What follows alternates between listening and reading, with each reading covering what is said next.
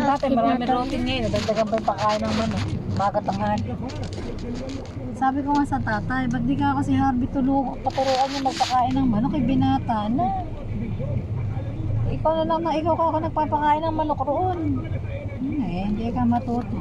Tamadla ka ako, ay lang paturuan yung anak niya. Magsaksa ka ng tamad. Ako sumabit. Kasi na po niya ngayon, Nasa barko raw siya, nasa barko daw siya na. Morocco ba? Canada, Morocco, Canada, ang ano niya. nakabarko na sila. Oo, sa barko daw siya. Nasa Dubai sila bumaba. Nakasakay na ba aeroplano? Sa Dubai hotel sila, sa Dubai. Airport sila, tapos hotel.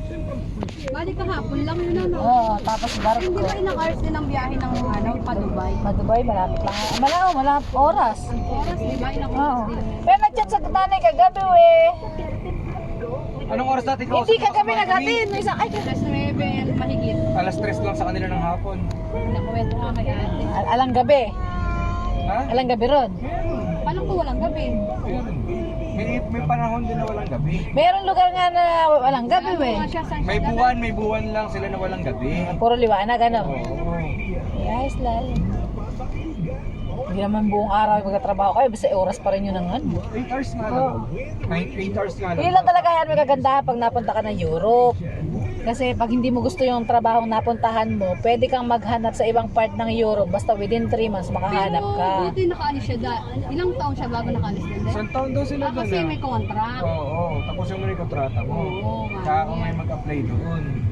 Pagkapatapos ng contract mo, mag-apply ka na. Pwede, meron mga Kasi ano sabihin, nakakontrata ka kasi, no?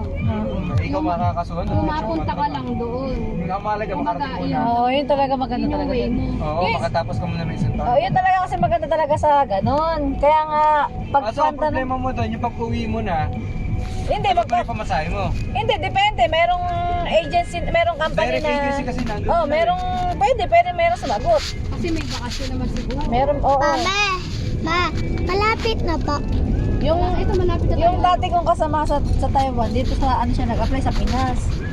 Pero hindi ko alam kung Greece din ba siya o ano. Ang ginastos niya, 300,000 peso. Tapos, kasi direct siya, doon nag, ano sa mismo. Doon ka merong naghahanap doon ka papadala na pera.